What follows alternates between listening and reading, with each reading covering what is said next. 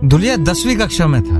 उसके board exam आने वाले थे, तो उसकी तैयारी करने के लिए अक्सर वो स्कूल के बाद 1-2 घंटे के लिए अपने दोस्तों के साथ क्लासरूम में रुक जाया करता था। एक दिन धुलिया के दोस्त ने उससे पूछा कि मैं पिछले 3 दिन से तुझे देख रहा हूँ कि रोज हम 1 घंटा मैथ्स की तैयारी करते हैं, लेकिन तू उस पूरे घंटे में कहीं और ही लगा रहता है। तेरा ध्यान बिल्कुल किताबों में नहीं रहता। 1 मिनट के लिए भी तू पढ़ नहीं रहा है। तू कैसे पास होगा?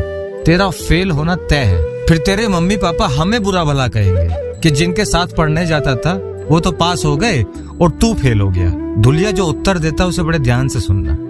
धुलिया कहता है कि मैं जानता हूं कि मैं 1 घंटे इस मैथ्स की किताब को नहीं पढ़ रहा। मान लेते हैं कि मैं फेल हो जाऊंगा, लेकिन तू कैसे पास हो सकता है मुझे ये बता।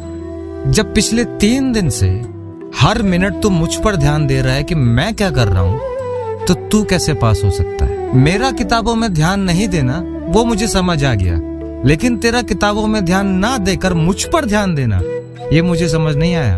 अगर तुझे आ गया हो तो मुझे बता देना। बस इसी तरह तुम्हारे भी इल्जाम होते हैं। जिस पर तुम दोष लगाते हो पहले ही मान लेते हो कि वो दोषी और मैं पाक सफेद, दूसरा ही बिगड़ा हुआ है। याद रखना, जब 1 उंगली तुम दूसरों की तरफ उठाते हो तो बाकी की 4 उंगलियां तुम्हारी तरफ ही इशारा करती हैं। जितना एंजॉय तुम दूसरों की कमियां खोजने में करते हो, अगर खुद के भीतर झांक कर अपनी कमियों को देखना शुरू कर दो तो तुम्हारा जीवन एक दर्पण बन जाएगा। फिर जीवन को आंतरिक दृष्टि से देखना प्रारंभ कर दोगे, ना कि बाहरी आंखों से।